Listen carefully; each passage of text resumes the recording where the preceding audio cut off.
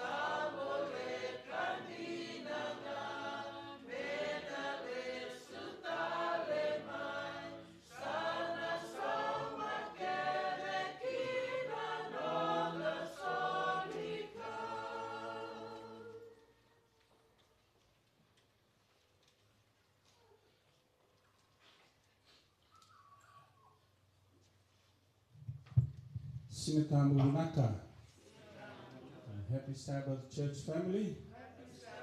What a wonderful day to come and worship the Lord. Beautiful Sabbath morning, and I think we're going towards summer now, or spring. Spring, eh? Yes, the weather tends to warm up a bit, and I hope and pray that the Lord will warm us up as we worship Him, and especially hear the message from Pastor Brett. The Lord says in the book of Psalms, chapter 27, verse 1, "The Lord is my light and my salvation. Whom shall I fear? The Lord is the strength of my life. Whom shall I be afraid?" We thank the Lord for His grace and mercy. The Bible binata kana kalo and anana loma. Kena bulu binaka soli weekenda and aloma ni madawa. Karawa ninda laku sibi tamaikina dona madawa ni bingarabi. The senakuni kilan in the laku tuna loma ni madawa, the laku tuna loma ni buda ni ala limate. In the Bible binaka na bingarabi kena vetumberi ni kalo and ananda bula ni rani kot kendamai and aloma ni madawa. So we like to welcome the Holy Spirit and the holy angels amongst us this morning, and we're thankful that God is with us through the week, and also especially during the Sabbath day today. So we welcome His Spirit, and we welcome Pastor Brett, who's here with us. Pastor Brett, and of course Ray. Good morning, Ray. We're so glad that Fijian family are so glad that you can be here this special Sabbath morning. I know the work in the conference is so huge, and you have to travel around the conference to visit the churches, but we are so blessed that you are here this morning. And thank you, Pastor Brett and Ray, for coming by to see the Fijian church this Sabbath morning. And we hope and pray that the message, Pastor, that you have prepared through God's blessing will help us in our walk with God, in our relationship with God, as we share this morning.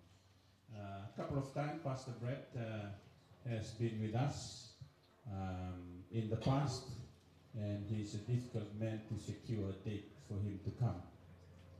So I think we tried last year, but was not able to. But this year we're so blessed that he can come around and visit us. So thank you, Pastor Brett and Ray, for availing yourself to be here this beautiful Sabbath morning.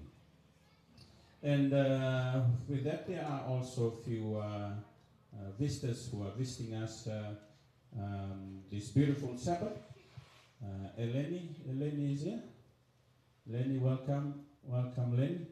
Thank you for being here, and we hope and pray that the Word of God will bless you as you share this moment with us. Auntie Meliani, like your hair, Auntie Meliani. Thank you for being here this morning. We welcome you. Nabale never my namatani kua vakaluna teke miti na turana. And another my sokolo wata and attacking the die. Jade, where's Jade? Oh, there you go, Jade. Welcome, Jade. Thank you for next time bring your dad. Thank you, Jade, for being here with us, a friend of the cousin to the Powell family. And thank you for being here, Jade. Samuel Nondol, who's his son? At the back. Oh, Naksam. Kita community ko na lalaman turang nita kanina wakalo na tikim ni turang na namni may tiko na matake din dai berkira na rakamo. Oh, we still have the boy's name here. Jesse. Jesse, how come your name is still here, Jesse? Well, we welcome Jesse, Kami, Samu, and Josiah. Welcome, boys. Thank you for being brave for the Lord. It is not easy for young people, for young boys like you guys to come to Sabbath and worship God, but when you're here this morning, thank God.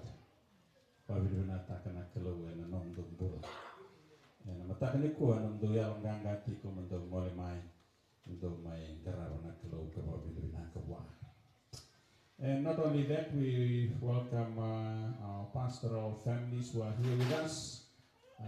Pastor Wame, Klan Tomati Korandini, Kinderlakani Tal Wame, and Matakani Kua, Pabilinataki Nakalo and Omnibula, and also Tantala Seli, what Kerendini, Kinderwaki, Kimberlaki and Mataki Dindai, Pabilinataki Nakalo and Omnibula. Nitakin na bakalungatang nakalung na nando titanga na matake di dai menda may wasebat na binaka kinakalungat e koto na non sinipang. For those that may be listening online, on behalf of the Fijian church family, wherever you are listening from, we would like to welcome you all. Thank you for taking your time to listen to our service this beautiful Sabbath morning, and we hope that God will bless you as you listen to the sermon and the service proper this morning. From all the families from Elimba Church, we can don lotu, don abubal kersaran don olema Elimba. Big welcome and blessed Sabbath to all of you. All our families here in South Brisbane, to all the families, all the band, and all the young people and children here this morning, we would like to extend you the Master's welcome. And another bula, ni round in the Tandumai Wakabubali. And of course, special welcome to Uncle Mo, who's assisting me at the rostrum this morning. Wakalunga Tekani Maturan Uncle Mo and Matake Bimbai. With those words of welcome, I'd like us to stand as we sing hymn number 335 from the Fijian hymnal. Hymn number 335 on the Fijian hymnal. Surit Kenda and Tudakabat, the Babina Binakina one.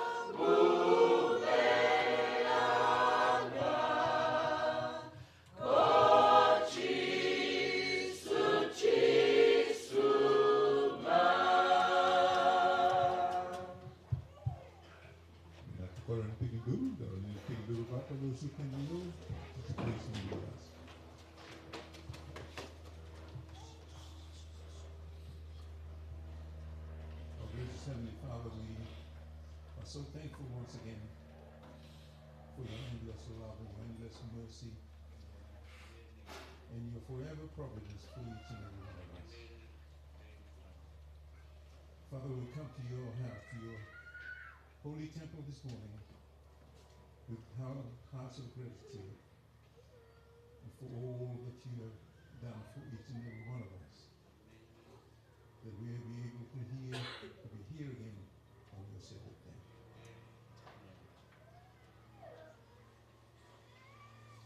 Father, you know our hearts, you know our minds, you know our weaknesses, and you know our strengths as well. And Father, may your will be with us, may be on us as we venture and we try and fulfill the gospel that you given to each and every one of us. And Father, as we are here this morning, we also think of our families, near and far, that could not be at any place of worship due to sicknesses, due to things beyond their control, and that your grace be upon them as well. I think especially with Brother Kim, who's recovering from surgery. We think of those that are probably discouraged and downhearted as well, because of things that happen around. May your grace be upon them. May your will be with them as well, Father, as we lead them and give them the solace that only comes from you. And Father, as we're here too, we are thankful that amongst us this morning, Father, you've given us the president of this conference.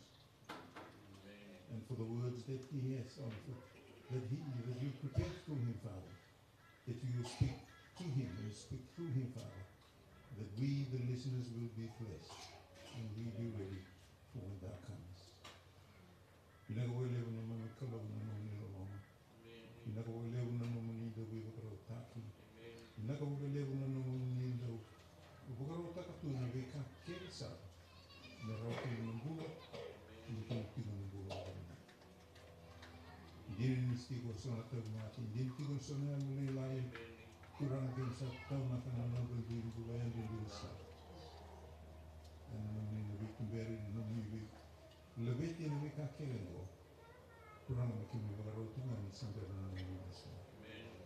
Pero kung nito lalay, pati nagdarubukin ang mga nila, begitu naman ito, pinabibo mo kita niya ito. Isang naman yung naman ito. Buwan naman ito mata tampihan ni Basileru ni conference ng boto ang hindi ko minitigo ba sa kikway hindi nabosa ko at rungan dumumi nasa natin yung nilo nagwala ba na naman yung karotak nagwala ba na naman yung dabusot ang hindi at yung kinibota at ito na kanalika pwede sa rang gawin yung naman ito dubagtikon kung minakak na filter dami ng sisunan ni Kristo sa nito yung buwa hindi na dulo.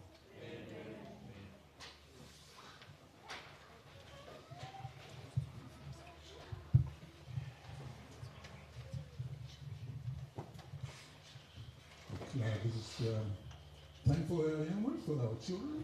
Children's story time. Any children in this house? Can I have the children up here, please?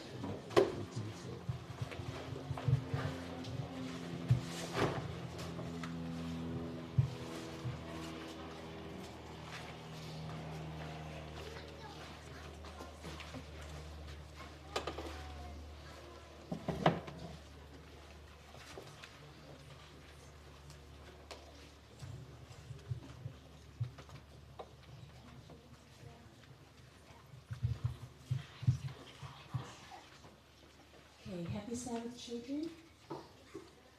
It's good to see you all this morning. Come sit down, Rose, Roman, and Anna. Okay, this morning our children's story is called The 7 Great Wonders of the World. Our key text comes from Hebrews chapter 13, verse 5. It says, "Keep your lives free from the love of money and be content with what you have. Because God has said, never will I leave you, never will I forsake you." Okay, so that's Paul in Hebrews. Our story is about a teacher. One day she asked her class to have a think here about what they considered to be just 7 of the great wonders of the world. They had to think about 7 and write them down. So the class had a think, and they all started writing their list of 7 things in the world that they considered to be the wonders of the world.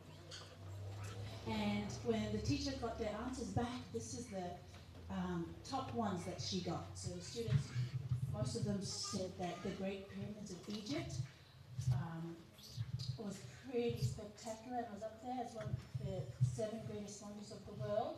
some interesting facts about the pyramids. They are the oldest wonder of the ancient world.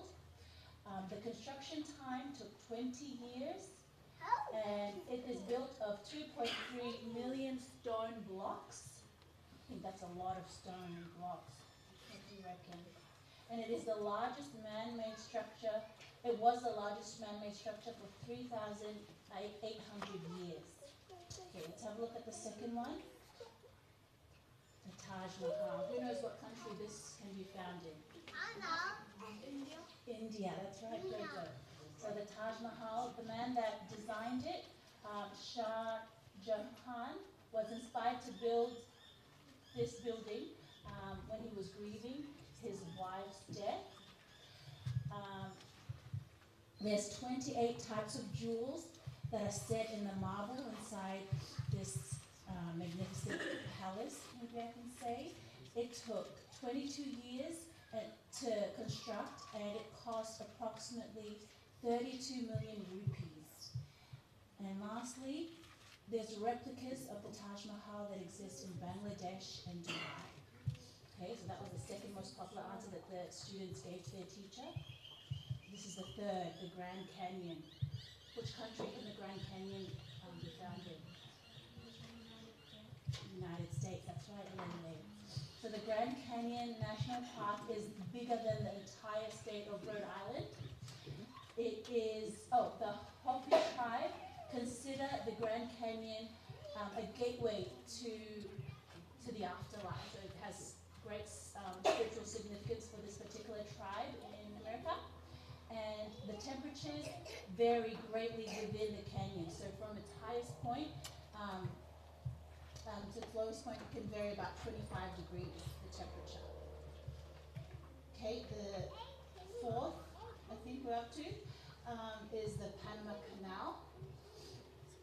Who's heard of this one before? Whoa.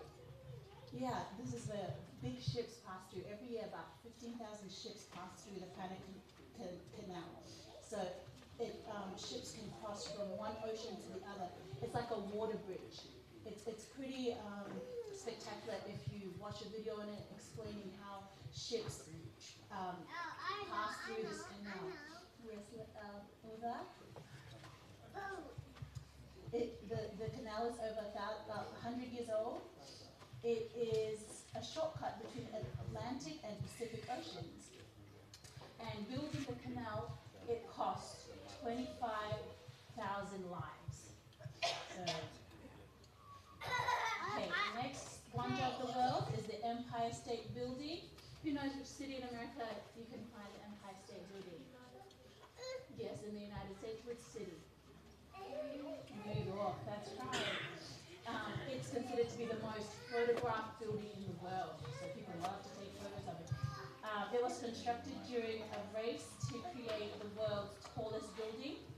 And for 41 years, between 1931 and 1972, the Empire State Building was the tallest building in the world. It's quite tall. Okay, second last one, I think. Yeah, St. Peter's Basilica. This is considered to be the largest church on earth. It's pretty special. Its construction took 120 years, and 91 popes are buried under the basilica. Okay, and then the last wonder of the world that the children gave to the teacher that day is the Great Wall of China. I think Mun has been here. So this is quite special too. It is the world's longest man-made structure, about 21,000 kilometers long. And if you were to walk it would take you between 3 and 6 months. It's a long time walking. Actually, it's not a wall, but a series of fortifications. It includes beacon towers, barriers, barracks, garrison stations, and fortresses along the walls. And together they make an integrated defense system. That's what it was built for. But, so as the teacher was doing the activity, there was one student in particular. She kind of took a long time. She had a long thing. Everybody else was really quick to write down their 7 wonders and create their list. But this one student, she was thinking, and the teacher asked her, she said, what's taking so long? Why is it difficult for you to list 7? And she said, it's a bit hard for me because there's so much. I'm finding it hard to just list only 7. And she thought there were so many to choose from. And so the teacher asked her to read out her list. And this is what she wrote. To see, to hear, to touch, to taste, to feel, to laugh, and to love. And the whole class sat in silence. They were so stunned. But that's the truth, isn't it? Some of the most basic things that we take for granted, they're far more special than the grandest palace or the fastest car or any building around the world. And that is the lesson of our children's story today. The most precious things in life cannot be bought as they are gifts from God. Okay, that's our children's story this morning. Before you go back to your seats, can you please bow your heads with me as I share a quick prayer with you. Heavenly Father, thank you this morning for this story. Thank you for the lives of these children. Help them to always remember that the best things in life are not the grandest palace or the fastest car or place around the world, but they are gifts that you have given them, their abilities that they have each day. We pray that you'll bless these children and help them to be attentive during the sermon. In Jesus' name we pray. Amen.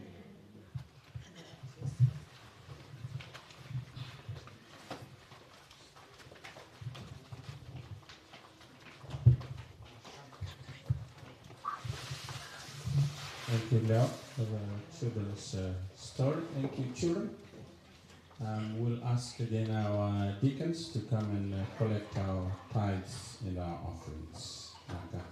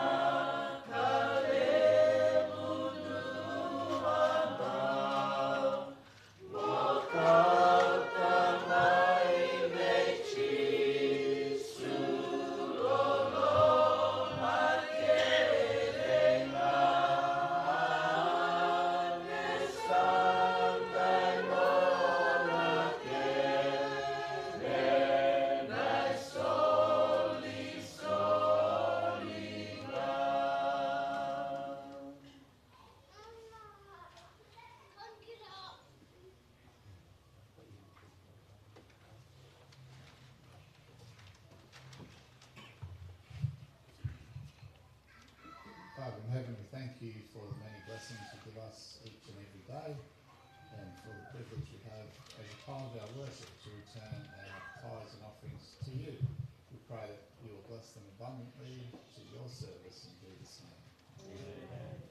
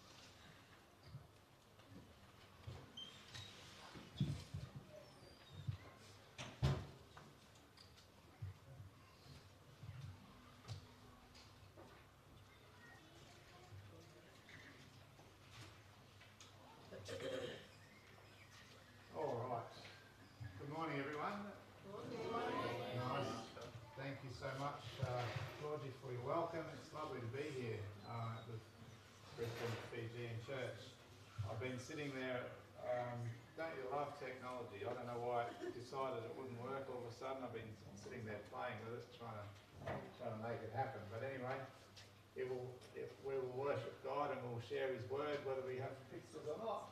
So that's a good thing. Can you hear me all right? Maybe? Should I have one of these? Yeah. All right, how's that? Yeah, just a couple of little bits of news from around the conference. Of course, at the moment we're all gearing up for big camp, and so all the pastoral team gets up there on Thursday to start putting out all the poles and frames for all of the family tents. So we're looking forward to big camp, and we hope that you can come and join us at some point. If you're not camping up there, then at least if you could come, you're welcome to come up on the weekends or of an evening when you finish work, whatever your circumstances are. We have Dr. Joseph Kidder is coming as our keynote speaker in the big tent. That's a picture of him there. He's I say he's lecturing at Andrews University. He's actually from Iraq originally. So he has a very interesting story, and he's going to be sharing with us. And then we have Giovanni Esposito, the name sounds Spanish, and you would be probably right if that's what you thought, but he's a pastor in Florida in the US, so he's coming for the 25 plus 10. And then of course, we have the youth and the teens and juniors and so on, and we have speakers all lined up for those as well, and some great workshops as well for you to have some training and some encouragement at those too.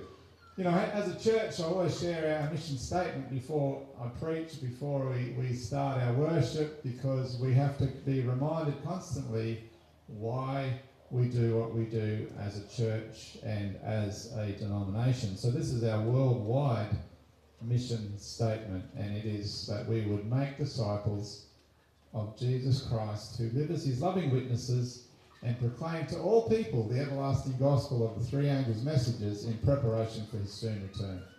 That's why we do what we do. And it's my prayer that that's the reason you do what you do when you come here and worship on a Sabbath morning. And the other things that you're involved in as a church. Otherwise, if we're not about the Master's business and His mission, then we need to rethink, because He's given us this mission, this responsibility, and it's a blessing for us. You might be interested to know, and perhaps you've already recognised that our church formally began in 1863.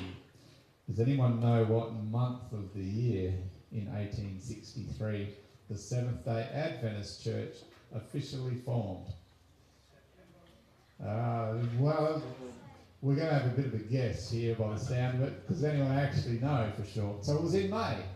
It was in May. Anyone's birthday in May? Well, it was in May, towards the end of May in 1863. So you would do the maths and recognise that this year is the 160th anniversary of us as a denomination, which is kind of interesting because we set out and we still believe that we look forward to that wonderful and great hope of Jesus' return.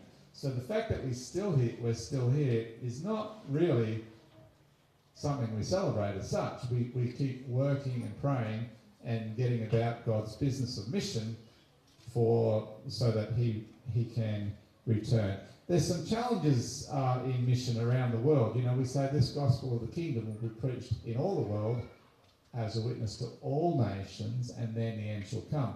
Recently, the General Conference Mission Department put out some videos called In Need of Hope, and they were videos on cities and sometimes countries that are in need of hope. In other words, the gospel seems not to be having any impact there. And I thought I'd just show you one of those, because when we think about our mission, we think about the challenges of mission in other areas of the world, and it reminds us again what our responsibility here in our country is. So this one is from, I hope it comes through okay, I've got the sound coming through on the Bluetooth, from a little place, well, it's not so little. You'll see the statistics. Djibouti, does anyone know where that is? Djibouti, never heard of it. I don't think it's got one of the 7 wonders of the world there, but it's a northwest Africa, and this is it.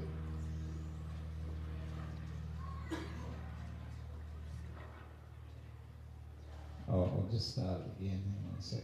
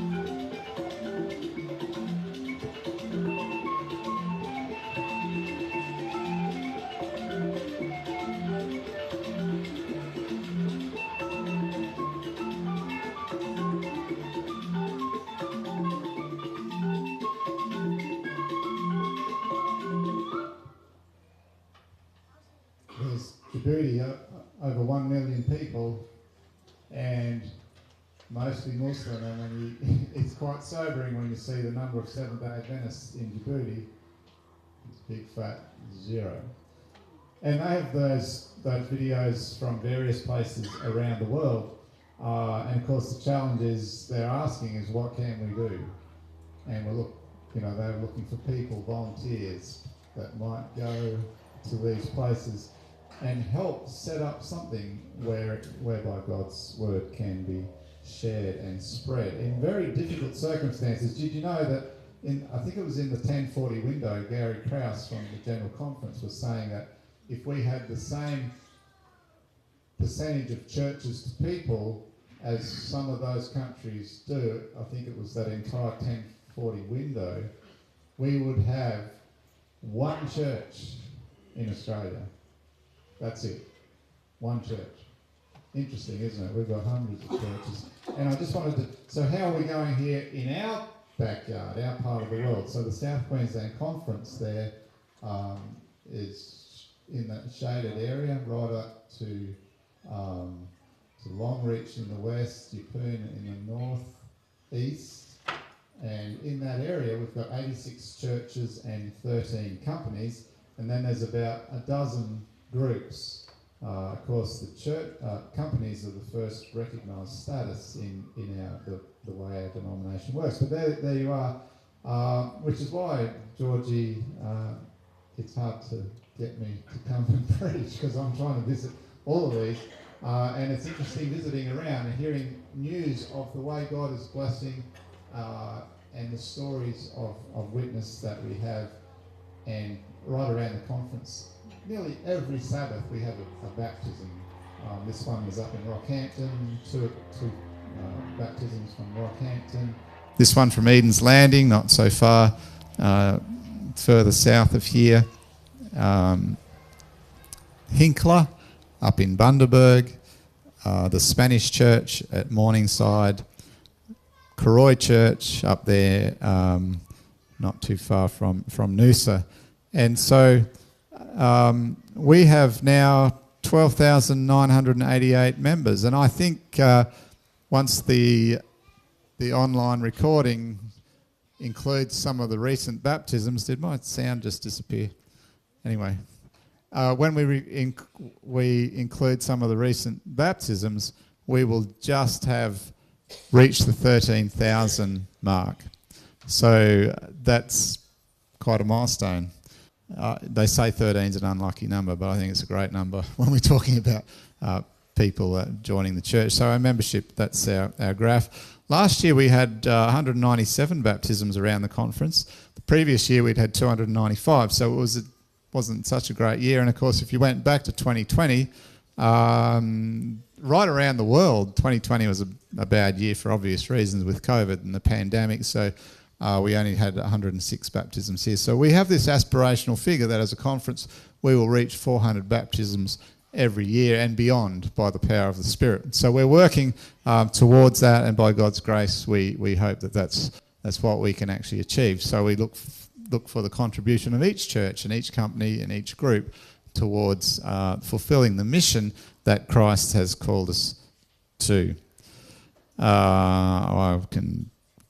You probably know this, but I hope you do. I say probably, and it's interesting, I was a visitor around the churches, not everyone does, but 2.5% of your tithe is available back to the local congregation for evangelism.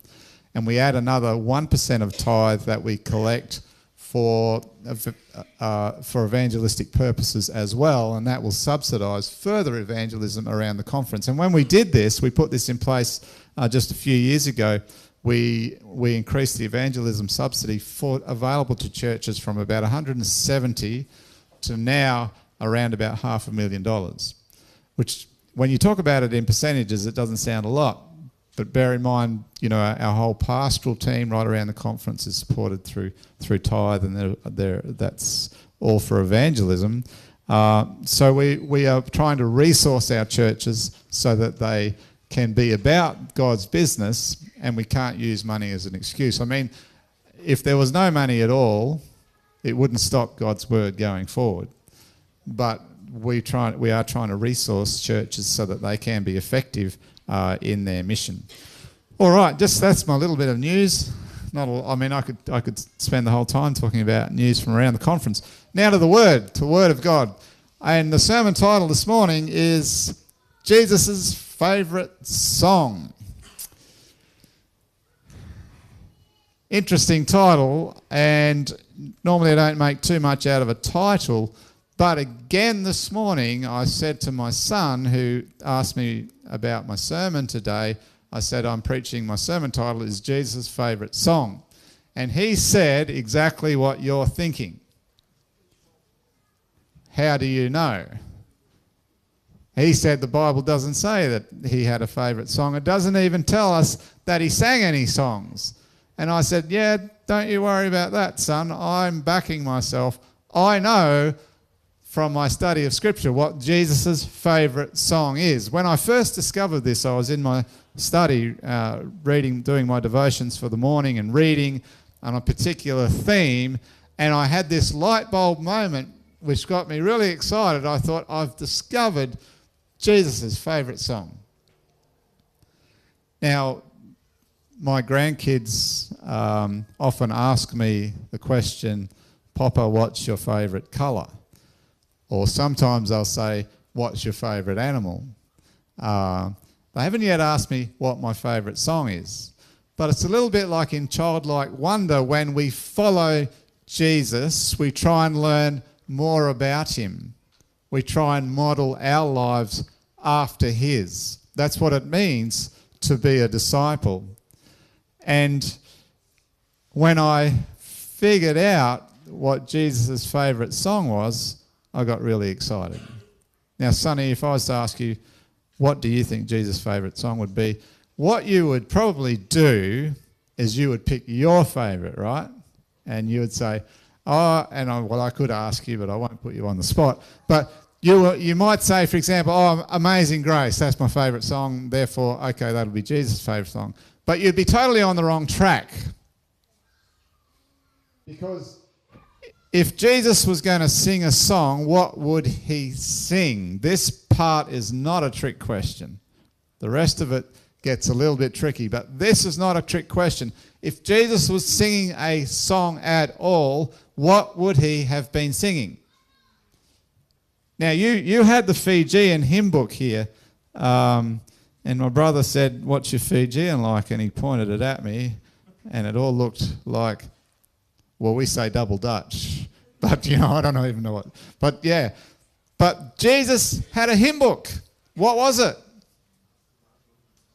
Well, it was more than just it'd be fair enough to say the Bible, but when Jesus walks, there's no New Testament, right? That's written about him after his death, resurrection, and ascension. But he had the Bible, which was the Old Testament. But there in the Old Testament is a hymn book. And it's the book of Psalms. So it's not the Fijian hymn book, I'm sorry to tell you. It was written in Hebrew. Sometimes, I visit around some of our ethnic churches and they all tell me, we're going to... actually, I was in a church there a couple of weeks ago for a regional Sabbath, and this couple said to me, in heaven we're going to speak Afrikaans. Because they were South Africans, of course. And I've heard Fijians say in heaven we're going to speak Fijian, and the Samoans think we're all going to speak Samoan. And then somebody from an ethnic church, actually it was one of our ethnic pastors, he said, well, actually, you know what? In heaven we're going to speak English. No, that's not what he said, actually. He said, we're going to speak Australian. That's what he said. We're going to speak Australian. And I said, that's cool. Why is that? He said, because Aussies don't know how to speak any other language. Because most people are bilingual except for us. So anyway, you're in the bilingual group. But anyway, I've got distracted. What was I talking about? Jesus' favourite song. Yeah, not the Fijian hymn book. So Jesus has a hymn book, and it is the book of Psalms. Now, how many Psalms are there? Do you know? 150. All right, so that's a lot of songs to choose from, and you're looking at me saying, so Brett, there's 150 Psalms, and all right then, if Jesus was singing songs, they would have been from the Psalms, but how do you know which was his favourite? Well, there in the hymn book, the book of Psalms, there are a collection of 15 Psalms which are called the Songs of Ascent. There's Psalm 120 through to Psalm 134. So it's after the longest psalm in the Bible, Psalm 119, the longest chapter in all of Scripture, not just the Psalms. Psalm 120 begins the Songs of Ascent, and the last of those, there's 15 of them, is Psalm 134. And within those 15 Psalms, I am going to suggest to you, and I'm backing myself here, that one of those was Jesus' favourite. Why is that? Well, they were called Songs of Ascent for this reason, because the Jewish people, the pilgrims, when they went back to Jerusalem to celebrate one of the three festivals for which they would return to Jerusalem, the festivals are recorded there in the Old Testament, and they would go back to Jerusalem, and topographically it was the highest point in the country. Jerusalem was on the hill. And so they would always be going up, and these songs of ascent were songs that they sang on the road as they made their way back to Jerusalem for one of these festivals. Now, you would know, if you're a student of Scripture, that, well, before we get to it, these psalms and songs of ascent, for example, start out with Psalm, let me just quickly grab them here in my Bible, with Psalm 120, as I've said, and it says, I took my troubles to the Lord. I cried out to him, and he answered my prayer. Rescue me, O Lord, from liars and from all deceitful people. O deceptive tongue, what will God do to you? How will he increase your punishment? You will be pierced with sharp arrows and burned with glowing coals. How I suffer in far-off Meshech. It pains me to live in distant Kedar. I'm tired of living among people who hate peace. I search for peace, and when I speak of peace, they want war. That's the first of the songs of ascent. And you get a sense as you read that it's not going to be anybody's favourite, right? It's kind of a song of distress. It's not a happy song. But it's a song that sets you out on the path, because they say, it pains me to suffer in far off Meshach. We are not where we need to be, God, and we want to set out on this journey with you, because this is not what we want. Now, if I was to ask you what your favourite psalm was, it'd be interesting to get a number of answers, but we don't have the time for that. But I would almost put my house on it that at least some of you would say Psalm 23. Right? The Lord is my shepherd, I shall not want. He makes me lie down in green pastures, and so on. Maybe it's the favourite psalm for some of you. Did you know what the favourite psalm of the New Testament is? Well, again, the question is, well, how would you know? Well, I'm suggesting the favourite psalm of the New Testament is the psalm that is quoted the most in the New Testament. That's why I call it the favourite psalm of the New Testament, and that is Psalm 110. But again, it's not Jesus' favourite psalm. The Lord said to my Lord, sit at a place of honour at my right hand until I humble your enemies and make them a footstool under your feet. And then it talks about being a priest forever in the order of Melchizedek. This Psalm 110 is quoted in the Gospels, it's quoted in Acts, it's quoted in Hebrews, more than any other Old Testament psalm. But that's not Jesus' favourite psalm. In these songs of ascent, when you get to Psalm 122, which is just the third of them, you have the psalm inscribed, as you can see in the picture here, on the gates of the old city of David, or the city of Jerusalem. And there is what it says: I rejoice with those who said to me, let us go to the house of the Lord. Our feet are standing in your gates, Jerusalem. Jerusalem is like a city that is closely compacted together. That is where the tribes go up, and the tribes of the Lord, to praise the name of the Lord according to the statutes given to Israel. So they go up to Jerusalem, and this is one of the songs: our feet are standing in your gates, Jerusalem. But I don't think it's Jesus' favourite one.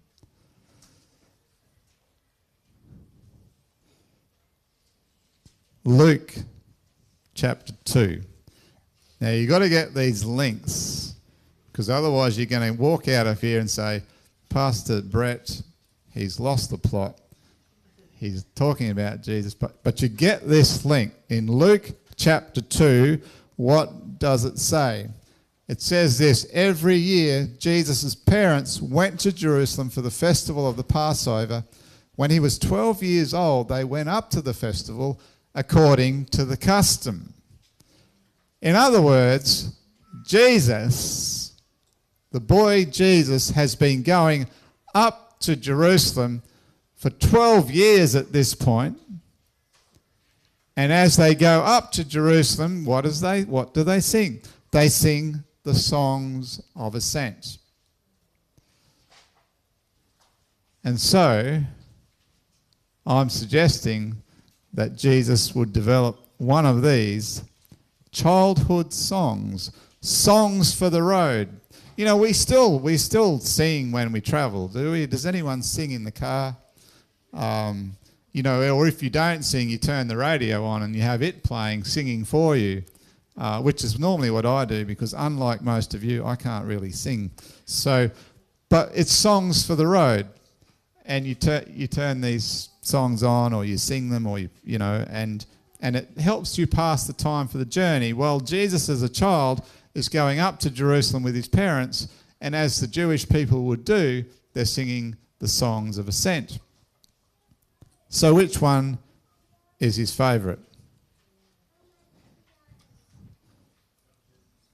you'd have to read through them all, which you don't have time to do. But as I read through them myself, studying these songs of ascent, something struck me about one of them, which made me say to myself, this has to be Jesus' favourite song. So I'm going to share with you which psalm that is. Are you ready for it? Are you ready to believe me? You're not ready. You're looking all very doubtful about this. No one has any confidence in the pastor at the moment. All right. Psalm 133. Now, when I've revealed this in my previous sermons, and I've preached this probably 4 or 5 times now, everyone has this sigh of disappointment. Because you never heard of it. Well, maybe you've heard of it, but it's not one you thought would be of any real significance. Here it is. You ready? Psalm 133. And here is what it says. How good and how pleasant it is when God's people live together in unity. How good and how pleasant it is when God's people live together in unity. It's like a precious oil poured on the head, running down on the beard, running down on Aaron's beard, down on the collar of his robe. It is as if the dew of Hermon were falling on Mount Zion, for there the Lord bestows his blessing, even life evermore. How good and how pleasant it is when God's people live together in unity. Well, Pastor Brett, you're saying, well, yeah, that's a nice song, but why do you think that's Jesus' favourite? Well, I'm so glad you asked. Jesus is about to enter the Garden of Gethsemane. He has made his way up to Jerusalem. He has ascended, if you like, to Jerusalem. And you can read the story in any one of the gospel accounts, but in the Luke chapter 9 right through to chapter 20, you have this journey of Jesus with his disciples towards Jerusalem. And I would suggest to you, probably, according to their custom, they're probably at times singing songs of ascent. They're sharing the Psalms. But Jesus now in the Gospel of John is in the upper room and he's talking with his disciples. And he's about to be betrayed. This is in John 17. When you get to John 18, it says they left the room and he went down through the Kidron Valley into an olive grove. And you don't have to be a rocket scientist to figure out this must be the same olive grove where the Gethsemane experience happens, because John doesn't actually record that experience. You get that in the other Gospels.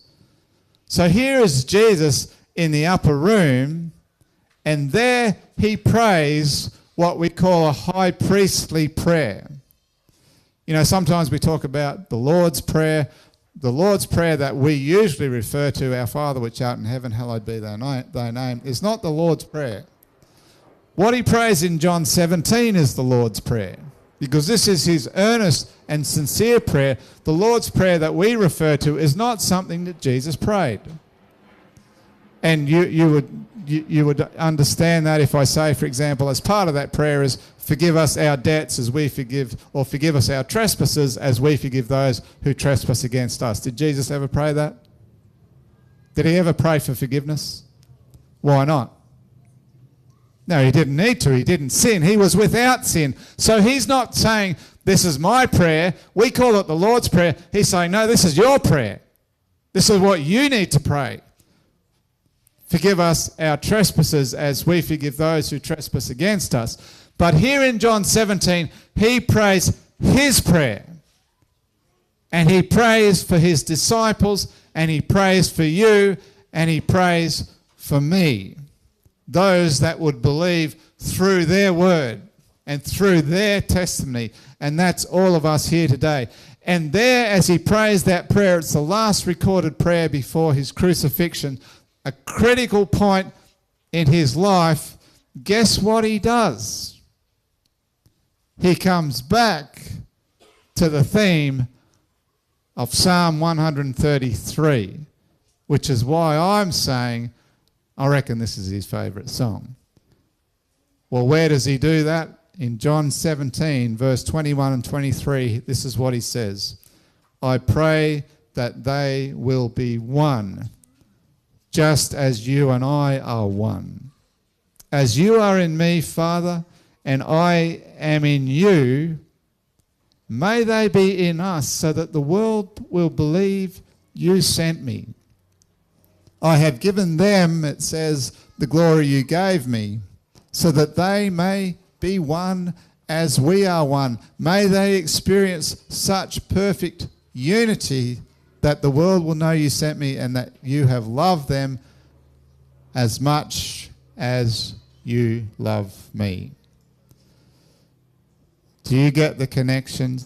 How good and how pleasant when God's people dwell together in unity. That was the song he sang, the song of ascent as he went up to Jerusalem. And now, in these last hours, he prays to his Father, and the theme of that song resonates through his prayer. I pray that they will be one. How good and how pleasant when God's people live together in unity. You know, I know, as you probably do, if you've been around church for a while, that it is neither good nor pleasant when God's people are disunited. As a matter of fact, it is painful, sometimes sickening, sometimes discouraging, and sometimes you want to just walk away and give it all up. It is neither good nor pleasant when there is disunity amongst God's people. And Jesus knows the story. He knows the Psalm 133. I'm suggesting it's his favourite. Now, whether it is or not is sort of beside the point, but you can see it coming through very clearly in that crucial time of his life just before he sacrifices himself for us. And Psalm 133, the theme of it is right there in his prayer. How good and how pleasant it is when God's people live together in unity. I pray, Father, that they will be one, just as you and I are one. He knows the story of Cain and Abel. He knows the story of Jacob and Esau. He knows the story of Joseph and his brothers. And he knows it's neither good nor pleasant when there's disunity and disharmony amongst God's people. And I think, too, that he knows that our selfishness and our pride always drive us to think of ourselves and our opinion as better than somebody else's. And I don't know whether I should even say this because it's being, I don't know who's watching out there. But I, in part of my role, I have to visit churches where it is neither good nor pleasant. Why? Because there's no unity. And Jesus' prayer is being totally ignored. We'll just go about our own business. We don't care. We hate each other. Well, they don't. They'd never say that, but they act like they do. They act like they do. And so I was going to share with you this story in the book of Judges, but Jesus would know this story as well, where there was civil war between the people of Gilead and the men of Ephraim, and 42,000 people were killed.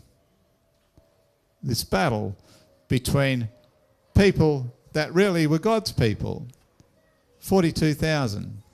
It's neither good nor pleasant. It's very ugly. And the things that separated them was the pronunciation, would you believe it, of the word shibboleth. Because as Jephthah and the men of Gilead conquered the Ephraimites, as the Ephraimites tried to cross back over the Jordan River to escape, they would say, "Are you from Ephraim?" And the men would try and pretend they weren't, because they didn't. They knew what would happen if they. And so to distinguish who they were, the men of Gilead would say, "All right then, say Shibboleth." And the scripture tells us that the people of Gilead couldn't say Shibboleth. They pronounced it Sibboleth. And so if they said, "Say Shibboleth," and the answer came back Sibboleth, they would know they were from Gilead. Sorry, that they were from Ephraim, and they killed them there. And the scripture says 42,000 men died that day because they couldn't pronounce the word properly. Judges chapter 12. And as Adventists, we have our shibboleths. You know, it came into our English language. You don't hear it very often, but it is, shibboleth is a word in the English language, and it speaks of an identity marker by which we can separate one group of people from another. And in Adventism, we have our shibboleths that will separate one group of people from another. And we argue over these, we talk about them, and we have different pronunciations within the Adventist church. I had a meeting in my office this last week where we were talking with some people, and we were saying, well, you know what, the thing is, Adventism is a very broad church. Some people say shibboleth, and some people say sibboleth. And that's true in our theology, it's true in our practice, and it's true in some of these areas. Historically, for example, we discussed at length in one part of our history about long hair, whether men should have long hair. We also discussed whether men should shave. We've discussed whether women should wear hats in church or not wear hats in church, and whether they should wear gloves, because we're trying to figure out what the Apostle Paul was meaning and saying in 1 Timothy. And we've kind of had different pronunciations, if you get, not literally, but we have a different approach. And so our health message has been a shibboleth. Some people say to me, "Are you a vegan?" Well, if you're a vegan, praise the Lord. I don't happen to be. So you say shibboleth and I say sibboleth. But that's okay. Do we have to massacre 42,000 people at the Jordan River because we have a different pronunciation? And so the women's ordination thing, I remember moving to a particular area, and instead of being nice and hospitable and saying, "Well, welcome, Pastor Brett, do you love the Lord, or what's your plan for our church?" the first question that a couple of key leaders had, "What's your position on women's ordination?" And I didn't say it, but I felt like I'm not sure whether I'm supposed to say shibboleth or sibboleth, because I don't know what answer you want. But does it really matter? Because we're here to love the Lord. We're here to serve the Lord. We're here to do His will. And I do have an opinion on those things, but I might pronounce it differently from you to you, but I'm happy for you to have a slightly different opinion on. The whole COVID thing, we had different approaches around the conference, and sometimes it got controversial, and it was neither good nor pleasant. And, you know, music and worship is a classic one, isn't it? So I couldn't not put that up there. But how about ethnicity and race? You know, just this week the Prime Minister announced the referendum on the voice would be on October 14. And I was sitting in an ATSIM, our Aboriginal Torres Strait Islander Advisory Committee for the Union. And we were sitting as conference presidents with all of the representatives that were appointed to the ATSIM committee. And we were discussing this voice because there was pressure on us as a church to make a statement to say, well, what is your position on the voice? And as I listened to the discussion amongst these leaders, and when I say leaders, I mean they were appointed as representatives. There was a young man from way up in the Torres Strait Islands, and the neighbouring island was Murray Island, where Eddie Mabo came from. There was people from Carolundy, people from Kempsey, people from Adelaide, and we were discussing the voice. And what was interesting was that they said to us as presidents, well, do you know what?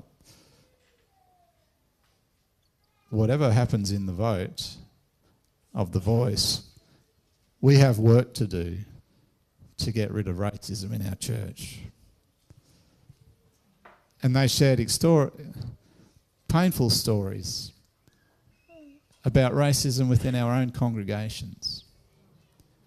And even as they shared the stories and told us some of their experience and the painful history, one of the guys, and it was I'm pretty sure it was the guy that was from up there in the Torres Strait, he put his hand up to speak, and he said, you know what? What we're doing here in this room is we are giving voice to our Indigenous community. And he said, we're here, we don't all agree, because some of them were suggesting we should say yes. A handful of them was suggesting we should say no.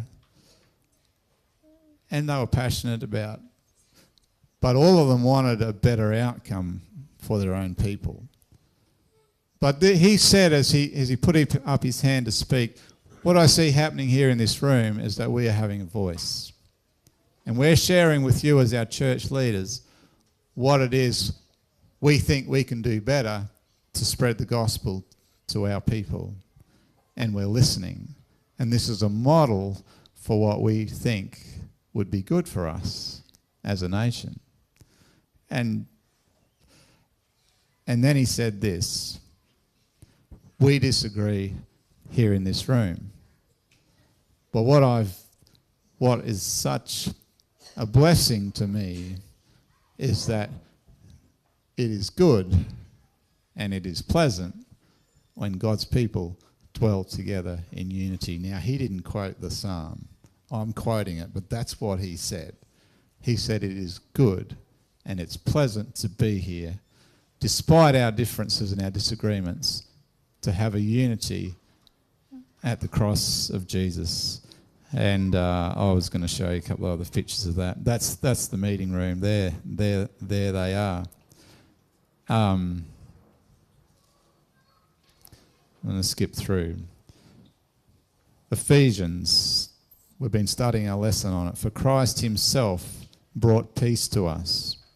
He united Jews and Gentiles, people who hated each other, into one person when in his own body on the cross, he broke down the wall of hostility that separated us. And so by his death, he brings unity to us as his people. His death, none less, to bring unity to us. And yet we can keep trying to construct various walls that would separate us.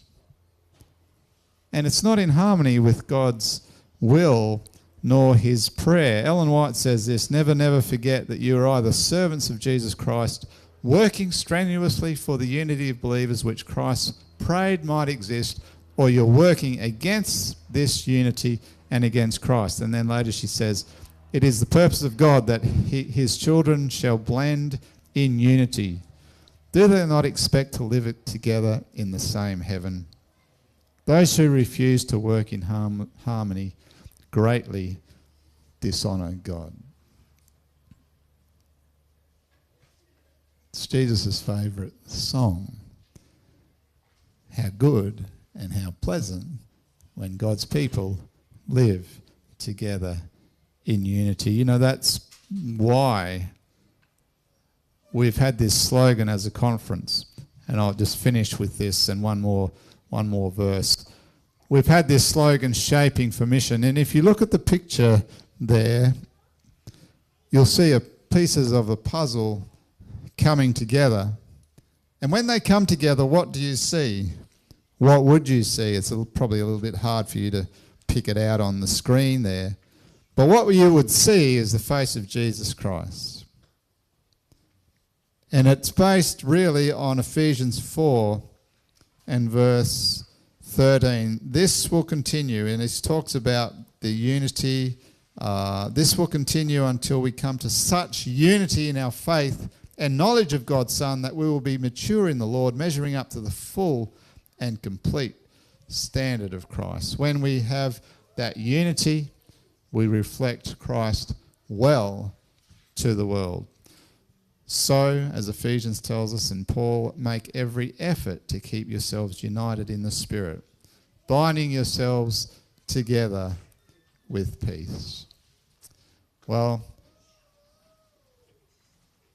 why don't we sing? We don't know what the tune is, so let's not sing it. You guys, Fijian people, are good singers, very musical.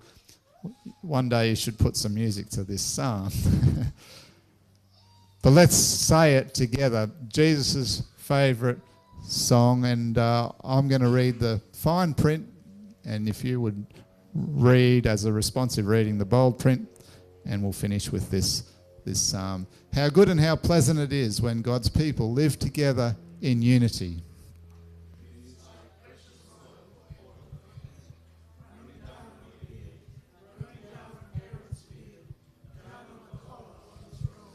It is as if the dew of Hermon were falling on Mount Zion.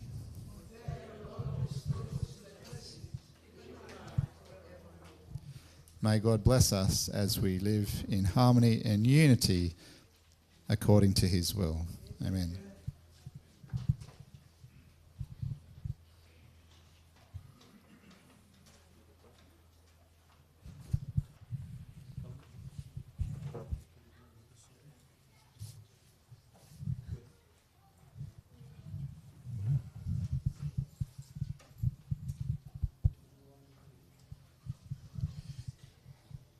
Thank you, Pastor Brett, for highlighting us on that. And may the Lord bless you and bless us as well as we have with this word. Our last hymn is 313, 313. 313.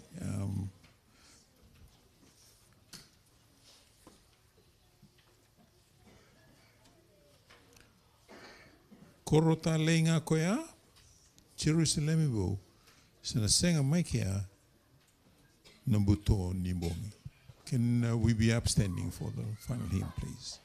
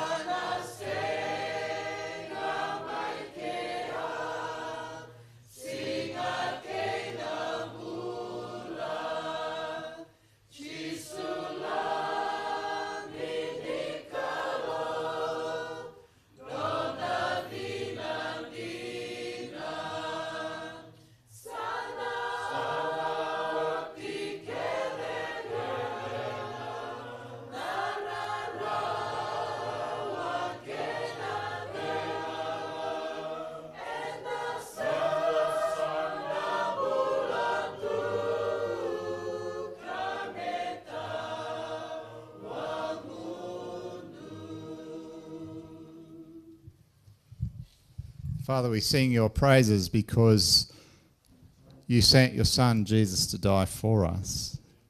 And because of his death and the salvation that he freely gives, by grace, we stand as equals at the foot of the cross. And with that equality comes a unity, because not one of us is any better than the other, but we're all your children. And as your psalm tells us, how good and how pleasant when your people dwell together in unity. And when I see you, Jesus, face to face, I'll ask whether that was really your favourite song. But whether it was or not, that great theme that you prayed that we would be one, just as you and your Father are one, Lord, help us to work towards that end as your church and your people, so that the world may know that you were sent into the world to save sinners like me. May you bless us, accept our worship in the name of Jesus. Amen.